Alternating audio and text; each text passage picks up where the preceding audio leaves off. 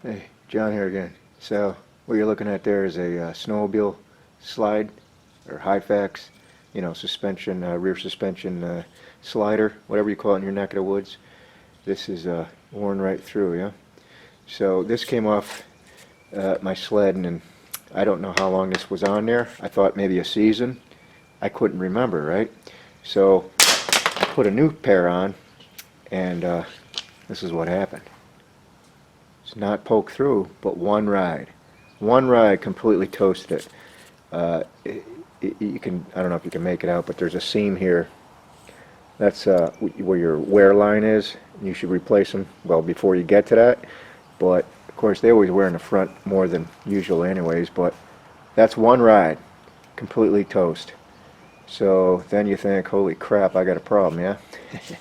So I took out the rear suspension, and those are the rails, the old rails, and at first glance they didn't seem to be bad, as far as, especially when it's on the machine, full of snow, in the snow, you can't see anything. Well, I didn't anyways. My friend Pete says he noticed it, but Pete didn't. He failed to tell me. So anyways, I put a new pair of slides on, and that was the result, one ride. So then I took the whole suspension apart, and I found what the problem is, and this might be your problem if you wear out slides more than, I don't know, somebody's got the same machine as you notice like you're replacing yours way more than the other one, or this is an extreme case, one ride, they're toast, so something's wrong. But if you do wear out slides more than you used to, or like I said, more than maybe your buddies, I don't know, you might have this problem. Now those two rails are the way, minus all the hardware, they don't look bent from here, right? So when you go like this, hold on a second. Alright, so that's what that booger's supposed to look like. Those are the two new rails right next to each other, obviously. No gap. I could put that bent rail against it and you'll see what I'm talking about. I'm already at a standstill. Can't do nothing else because, see, it doesn't look like it's bent much on the, on the sled. It's hard to tell, but what was going on, you can see that gap there. This side had the good slide, even though this is the rail that was bent. It was pushing up on the other, the suspension was making it push up on the other side, so it wore the other side out. But still haven't taken the other rail, I got to see if that one's true straight, but that's where I'm at. But I'm actually at a standstill right now because that bushing on the right there, I don't know, looks a little marred up.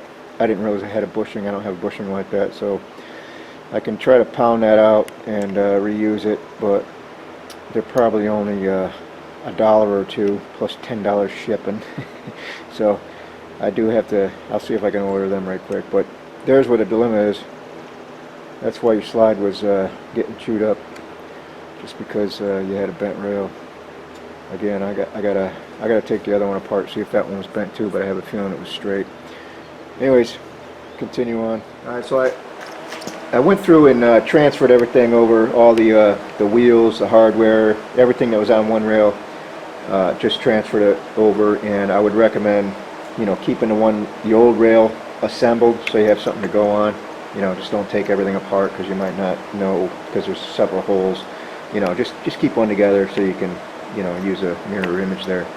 And I did replace all the bearings and all the wheels. Two of them, the front two, were they weren't seized, but they were just about seized. You could rotate the wheel, but it was, you had to put some force to it. So I did replace all the bearings and all the wheels, even the rear axle bearings, just because I can. And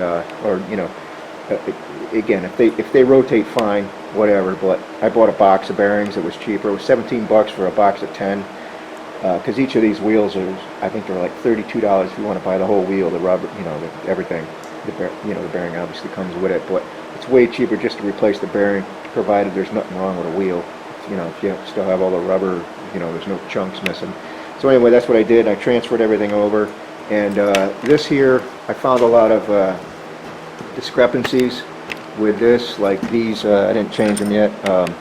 These have a crack in them, these bushings, and oh, the new rail never came with, right here where I'm pointing, that hole on the top there has a bushing in there. The new rails did not come with them. I had to get them as well. I got everything from Babbitt's online there, and I also got some front straps just because they were a little checked up, and the strap limiter, and that's about it. Oh, and I did go ahead and, because my suspension was a little bit, like I said, it's 9 years old, a little bit sagging, so I did add a little bit of stock here on the bottom of this, just to raise, hopefully, you know, wake my suspension up on the springs there.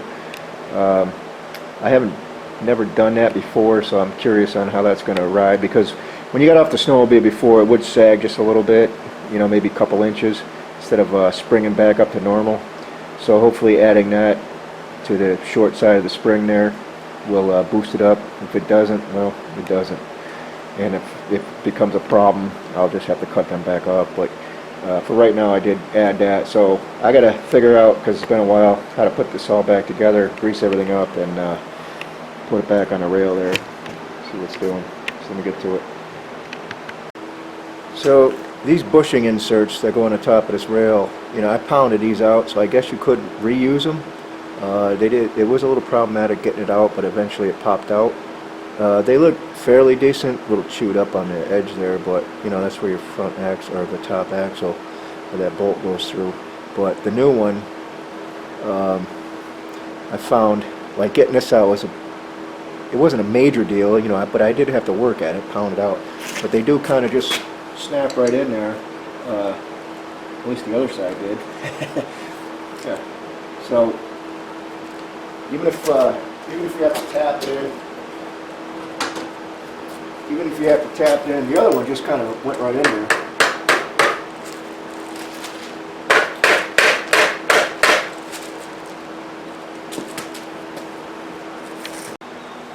Alright, so like I said, I made sure all the Zerk fittings, I greased everything, it's accepting grease, so I'm good to go there. But this rear axle doesn't have a Zerk fitting, and it doesn't rotate as far as, you know, the axle doesn't rotate. It's just there to, you know, because it slips through the bearings here, and obviously the wheels rotate. But it is got, it's not rust because this is stainless, but I am just going to take this apart and just, you know, squirt it for some rust inhibitor, or my favorite product here, this, what do you call this, fluid film. You can see this is, you know, it's not, I thought those were indents, but it's just marks. I'm just going to shit it up anyways, just because I can while I'm here, right? This is a rust preventer and blah blah blah, but it's also going to lube it a little bit. So how'd this shit go on? So putting this rear axle together, you know, yours might be a little different. There's a wheel that goes on the outside. Then there's a wheel, you know, these two, this goes through here. I'll have to put it together and show you, but, and then there's a little groove there, that pinches that. And you got another one of these froze in here. So when you, unlike a Polaris, you don't have to loosen these axle nuts to slide the suspension, because, am I even looking at the right thing here? Down. This is, you know, when you tighten these up, this obviously the wheel's got to go on there first, but you don't have to loosen these like a Polaris. This, because it's, you know, these plastic pieces, they touch, you know, when they allow the rail there. They don't pinch the rail; they're just enough. So when this is all together tight, you just have to loosen this jam nut here, and this whole mechanism will slide back and forth. So you don't have to worry about loosening that up. So anyways, an inside one. Now I did forget how this goes as far as, you know, you see how they're a little different, but I'm just going to use what they have up front there. These were to the inside, so I'm just going to keep, I don't think it makes a difference, but I'm going to put them this way. again, even if you flip it around, you're only going to gain a 1/4 inch. So if I do get it in the machine and it looks like it's going to be too far towards the lug, then I'll have to take it apart and redo it. But I'm going to put the outside, in other words, where the C-clip goes in the snap ring, I'm going to put that, you know, towards the rail, because that's the way the other ones are. In fact, they're all like that, so that's what I'm going to do, because I forgot how it came off exactly. So then, next piece would be this guy. Oh boy, got some rust in there. Goodbye rust. Just a little piece of aluminum spacer, and then one of these guys again, this way. Looks like I gotta get that rail back in here. I'm just going to loosely put this together just because, whoops, forgot a wheel, knucklehead. Put your wheel on.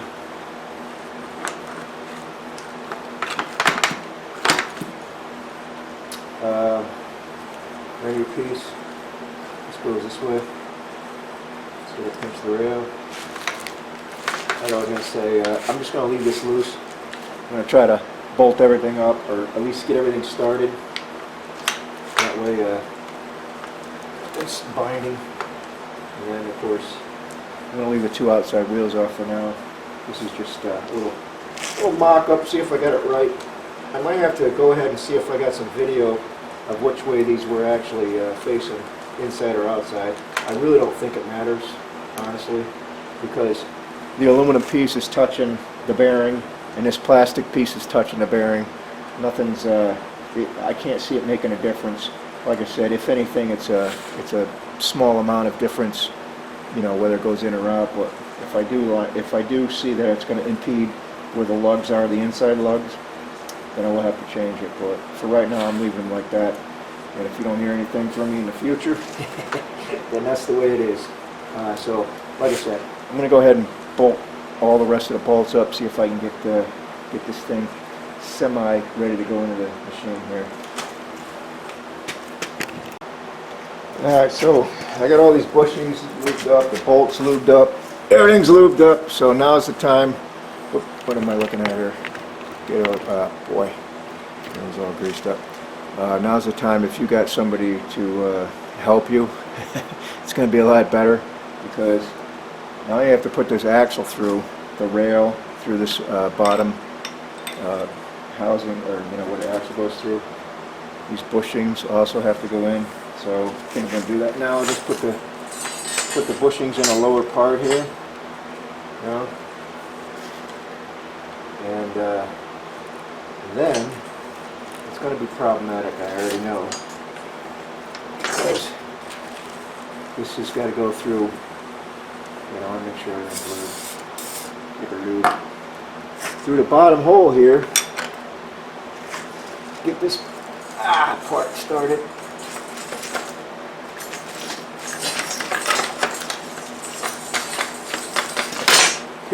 Collapse. You also have to be mindful to be in between this stop and that stop. You know, these 2 stops, because if you put this axle together and you know, you start pinching everything together, and then below this these 2 metal stops down here, you're gonna have to take it apart and do it again. So I can see it's misaligned right now. Okay. As much as I can. Keeps falling.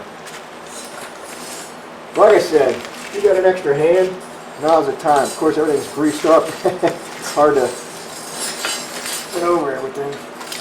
So, this needs to poke through. Just poke through. There it goes. So now I'm just going to start this nut on the other side. I got to get cleaned up. Everything's too slippery to work with here.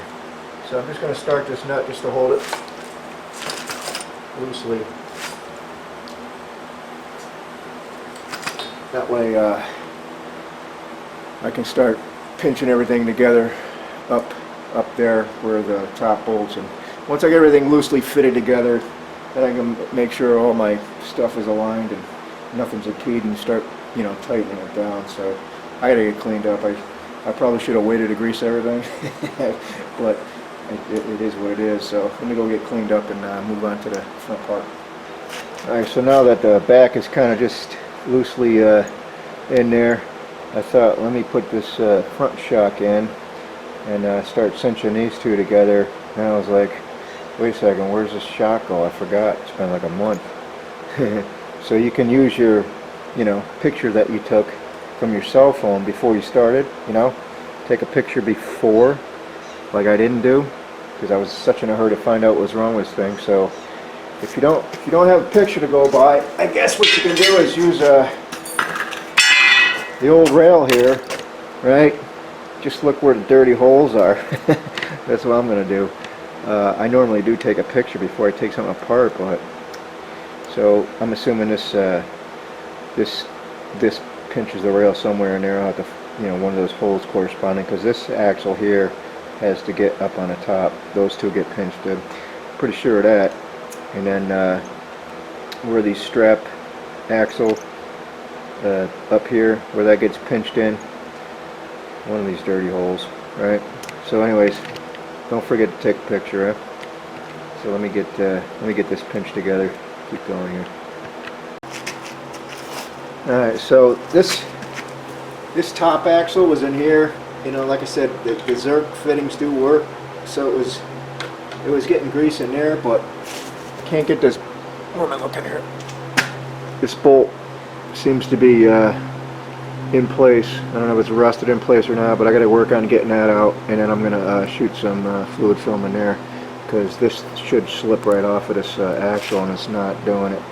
So let me. And I don't know why, because I must have had this off at one point. Oh, there it goes. Yeah, it's just a little bit, yeah, it's not dry at all, actually. But I'll squirt it again before I put this in. So anyways, this is going to go, yeah, I had to clean my hands up. Man, this is a greasy job. Let me see if I can point the camera. Point and shoot. Let's see if that's better.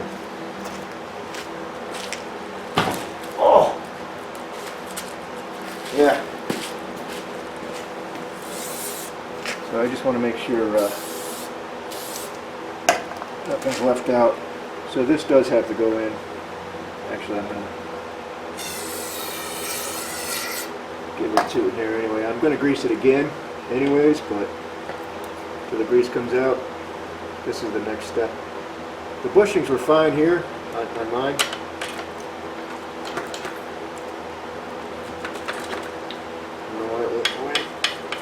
Tanking. Shouldn't be hitting. Yeah. Just had I slid this. You can see it poking through there now. I slid it through, and it hit it on this side too. But you just take your little bolt, get it up over the. It was just catching the inside of this bushing. But now I can put this in. Let me crap this up again. Oh, dropping the dirt, stupid. Once again. I'm going to hit it with grease anyways. Can't move it too much, right? Get this started. I would recommend holding the other side just so the bushing doesn't get pushed out. And then get this sucker. Lift it a little bit. And get it started.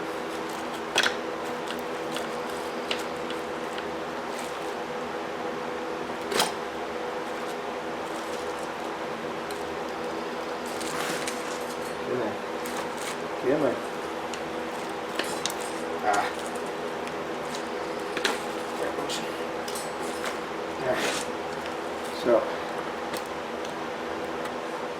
So I've got this loosely in there, this top thing, and now it only goes up to there, but why is that? Oh, that's got a little play in it, a little action jackson. It is a little close to these wheels.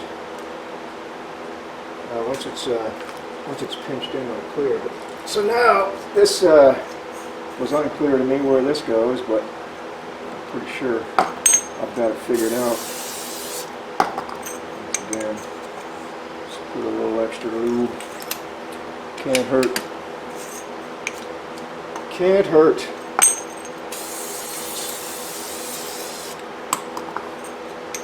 There's no zerk fitting for this neither.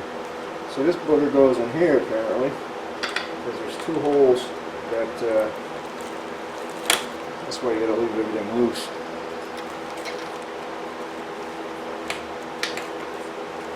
There. That didn't come out on camera. Then I have one more axle bolt. I'll lube that up. Oh. Again, this has no grease fitting, so I should throw some grease in there, but this fluid film apparently lasts forever. So now we can feed this through the bottom axle.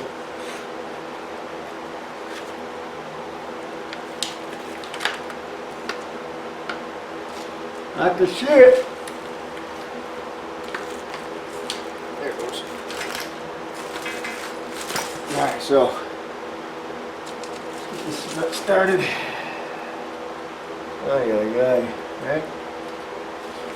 So, like I said, nothing's tight. Everything's loosey-goosey. Now, the next part is these where the strap limiters plug into. So we're almost done here. Again, this bushing and bolt does not have a zerk fitting. So, what do we do? Let's go to town. Let's go to town. Lube everything up. It's probably the first time it's had lube in there since forever. Oop, let me put the thing in first.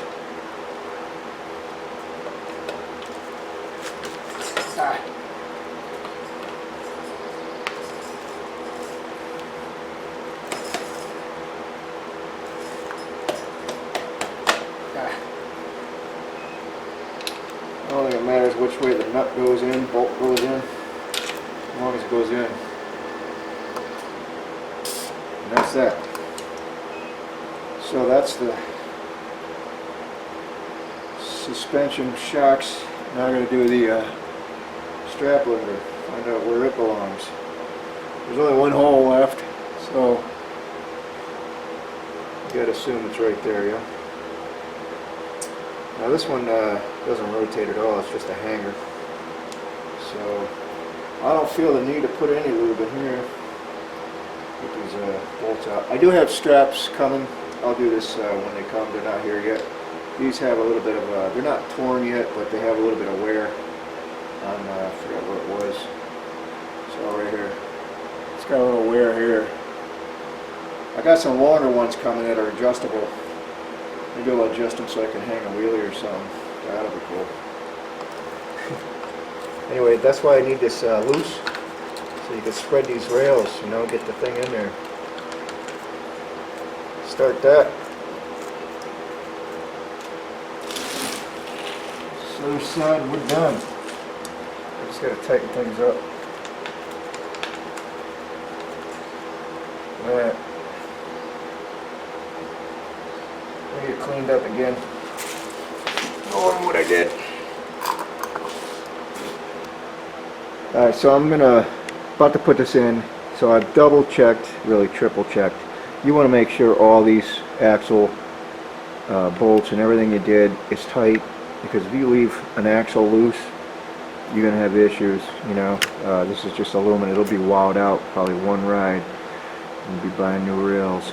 Anyway, so these bushings here I got from, like I said, Babbitt's. They go right there. I got to take that bolt out, obviously, but that bushing, one of those is cracked. But I'm just going to put a little grease on these, insert it in there, just so they don't fall out. Obviously, I got to take that bolt out, but so I do have to collapse this. And what I got, what I used to do that, I just, first of all, this, hold on a second. These springs, they actually flip around, you know, and go like that, and then you cinch them up to over there where your spring block is. But like I said, I have no other way of doing this, so I put them, just flip them around, then I collapse this, and just use some Velcro. I'll collapse it and Velcro everything together.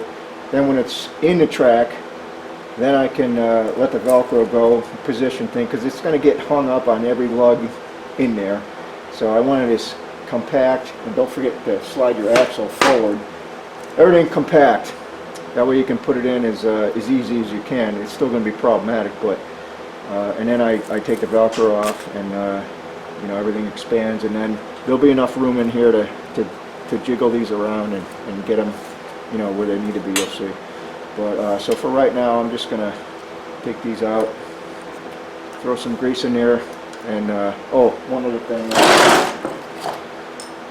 When these are in the, you can't take this out, but if you see on the other side, well, here's one here. I don't know if the camera's looking at that. Let me flip this around. This, what is it? This, yeah, you probably can't see that. This axle, or this bushing here. You see how it's just got two sides to it.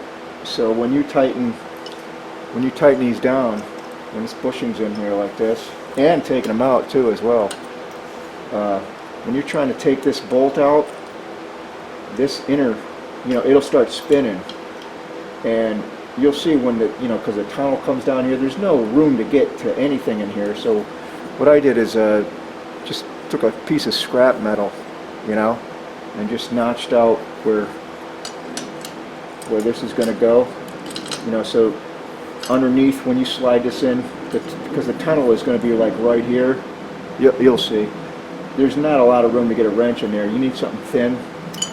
This is just a piece of scrap metal. I could have done a better job here, but I just notched out a square, and that way you can hold it, you know, while you tighten it down, or loosen it, either way. Just because if you got an impact, sometimes it'll come right out, but other times it'll just spin and that sucker will be stuck in there. So like I said, let me put the new ones in here, put some grease on there, collapse this thing, and get this sucker together, because I gotta get this I gotta get my workspace cleaned up. It's May.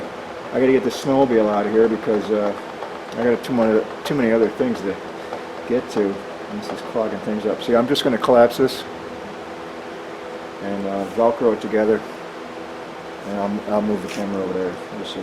Hold on a second. Well, here's where all the cussing and fussing comes in. So I got the suspension over there on the other side. I gotta let this track down. I have it up because cut this rope. You know, I was transporting this from New York. So here's where all the fun begins. So I would say, you know, because it's got the I don't know if you can see it over there. Let me go this way. The two top portions there, it's got like a little pickle fork deal where it plugs into your, you'll see it up there, the axle, but or a you know, cross member. So, you know, the suspension is collapsed. I think I'm gonna try to put the back in first and then plug it in. I don't know, probably gonna go both ways several times, and I'm probably gonna be lots of cussing, lots of, god damn it. This is the only way I know how to do it. It is a pain in the butt. So I'm going to start the rear. Put that in there. Try to I think I got to hike it up more. Whoop. I don't know.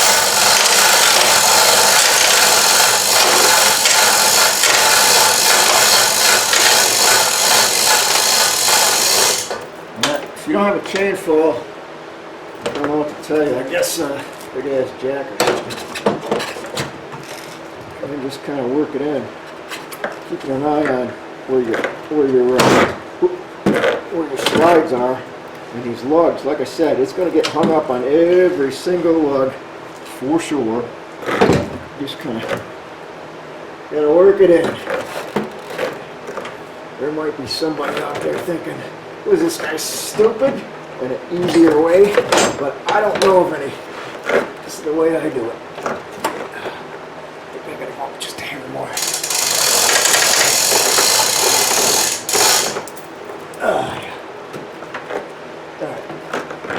said, the lugs are problematic. There we go. Alright. So, it looks like it's lined up with,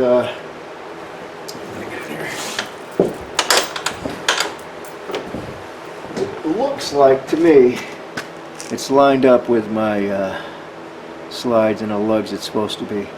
Now, in order to plug it into that, like you know, if you're under there, you're going to know. But basically, this needs to be plugged in. Probably out of the goddamn frame here. So this little top fork piece needs to go into that axle, and the axle is due north, right about here. So obviously I got to take this and pull it back. The only way I know how to do that is go get a floor jack and you know, put it under here, and you know, floor jack with wheels, and pull it back. It's the only way I can do it. Anyways, let me reset this camera here.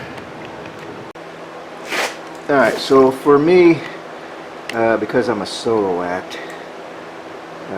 For you, if you've got a friend, now's the time to call them up, give them that beer or two or 6 or whatever it takes.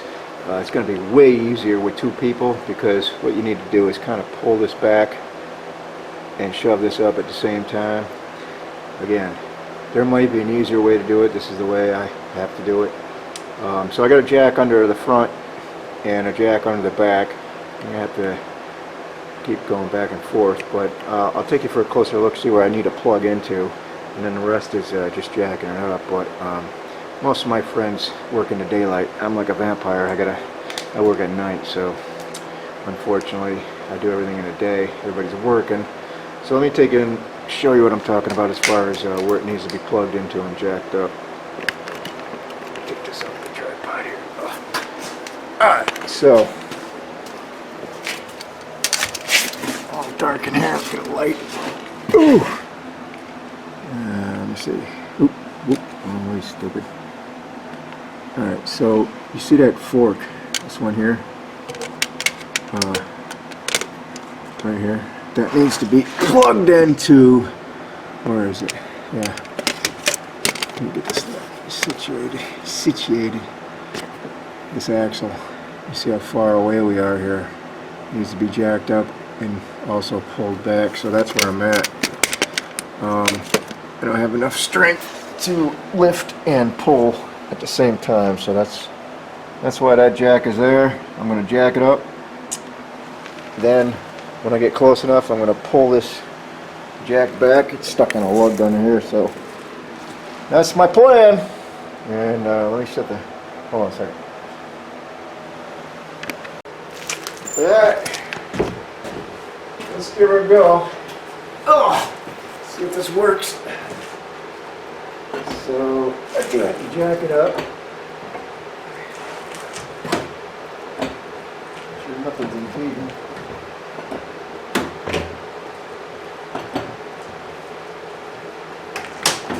Alright, so about as far as I can go up there.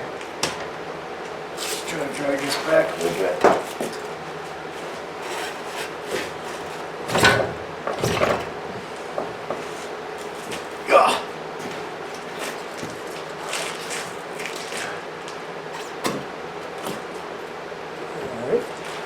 One more.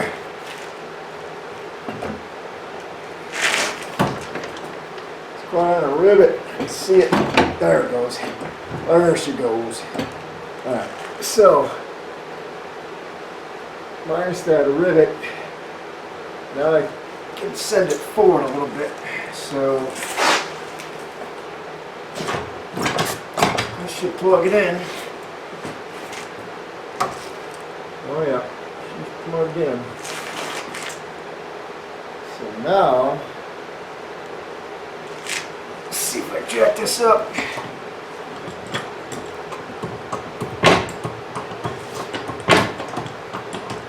Actually, I could probably just let the chain fall down. That'd be easier. Anyways, make sure your springs aren't going to catch on anything, yeah? see here. There we go. She's nice. She's nice. So let me get a shot of that just to be sure. I wish I had some friends. Alright. So the fork's around there. Now when I let this down, I just want to be sure that I'm in the grooves. Yeah, and nothing's impeding.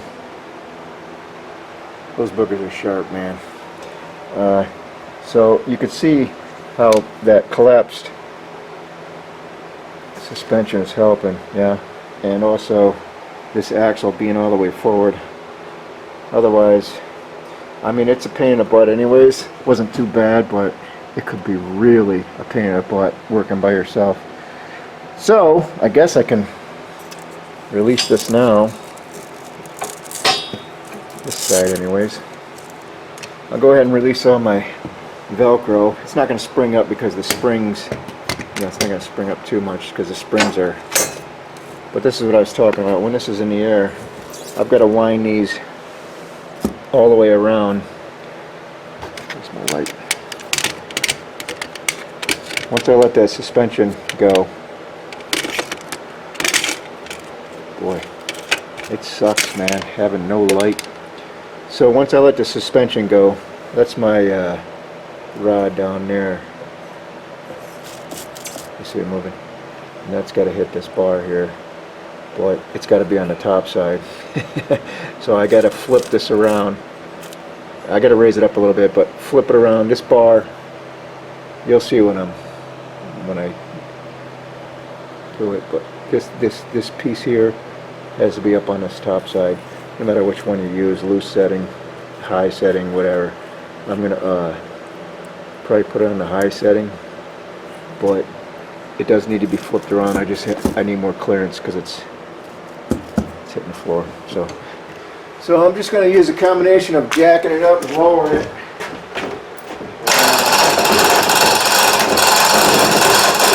See if we can get closer to where the holes are supposed to line up.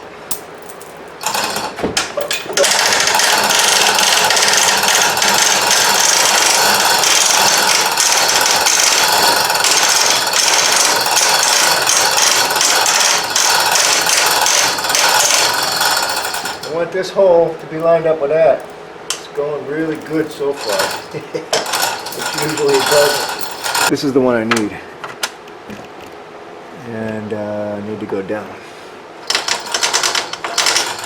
Try it down, up on the jack. Oh, there it goes. Maybe up on the side. There it goes. Perfect.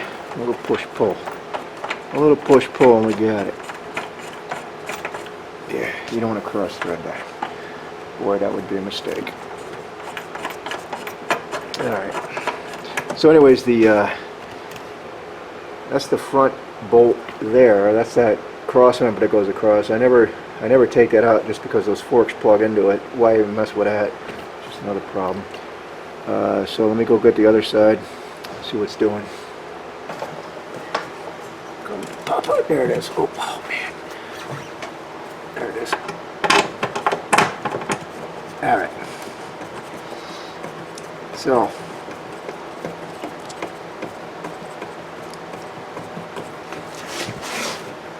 they're both started. Now, like I said, when you tighten that down, that bushing is just going to spin. So this is what I came up with. Let me now that this is all together, let me move this camera. I gotta jack this up again. Alright, so the two bolts are started, suspension in, it's off the jacks. Well, it doesn't look like it, but it is. So now let me show you that one. Let me show you that one bolt. Let's see if I can get in there. So, I didn't tighten them down yet, but they are started. But what I'm talking about with that wrench, I gotta just get it, but you see that, that's where it screws into on the other side over there. So if you just tried to zap that bolt in, same thing here, you can barely make it out over here. This guy, it's touching the wheel right now because it's loose, but that fella there, that's the whole problem with. You might be able to get away with it just zapping it with an impact wrench, but from my experience, that thing just spins, especially when you want to loosen it. So that's where that, let me go get it, that little fork wrench comes in. I'll hold it here, zap it down, and then these, the springs, obviously this part here has to go on the other side, so you can flip it around. So, and that's, there's enough loosey-goosiness to get it on the other side of that, at least there used to be. Yeah, there you go. Get it on the other side of that, right? And then whatever setting you want as far as loose, tight. Now again, I added these, I welded some stock on there just to beef the spring up, but so I'm probably going to go to max height, max headroom. Well, I probably should start on low and then let it down, see what happens. But then you, like I showed you before, you got to jack the spring up and bolt your, you know what you call it, your block in there. Let me get this tightened first. Just let that loose. Let me get this tightened first. Go ahead and make sure all my stuff is, where is it? Light bright. Yeah, you see that fork in there? You just gotta just go around, make sure everything's in where it's supposed to be. Make sure everything's tight.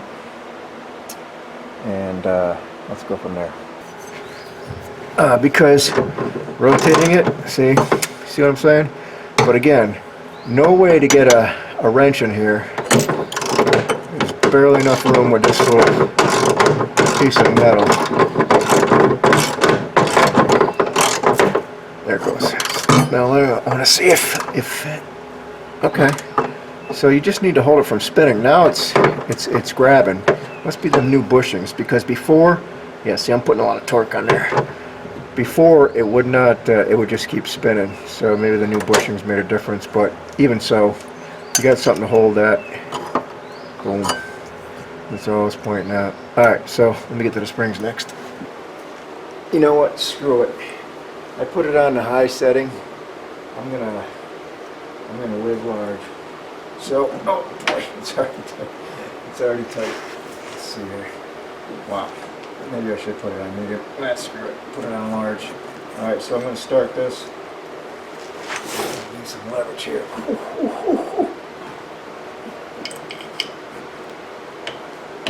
Oh my goodness. Alright. I don't want the thing flying out. That was a lot of pressure. So I got to put the nut on the inside, which is where. There it is. And put the nut on the inside, tighten this up. I guess this thing's probably going to be jacked up, and then do the axle. So let me, I got to get out of the way here in case this thing flings out. So I got to put that nut on here. I don't want this thing hitting me in the face. Let me move everything, move the camera, myself, get some better action. So I'm at the last piece of this puzzle. I got the springs good. Now I got to cinch this axle back, tighten this track up. There is a, put a 10-pound weight hanging up below. I'm just going to go with what looks good to me. There's probably plenty of videos out there how to adjust your track or whatever. So I'm going to tighten this up and then start it up, adjust everything. Then I'm going to set it on the ground, see what it looks like, and that'll be that. Yeah.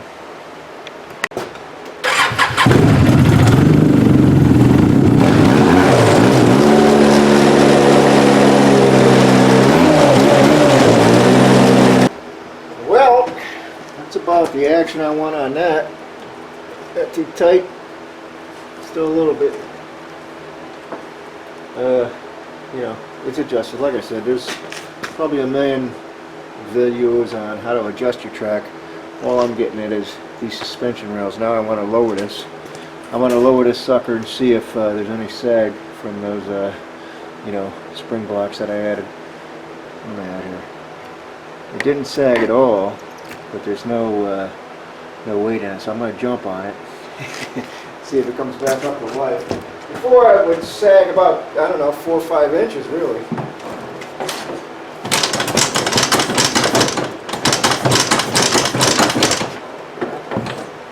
Before, this would sag on its own to about here. Now it's right up there. I like that. Anyways, that's all I got. Thanks for watching. If you have, if you're burning up your slides for whatever reason, it might be because you have bent rails. Imagine that. Alright, that's all I got. Thanks for watching.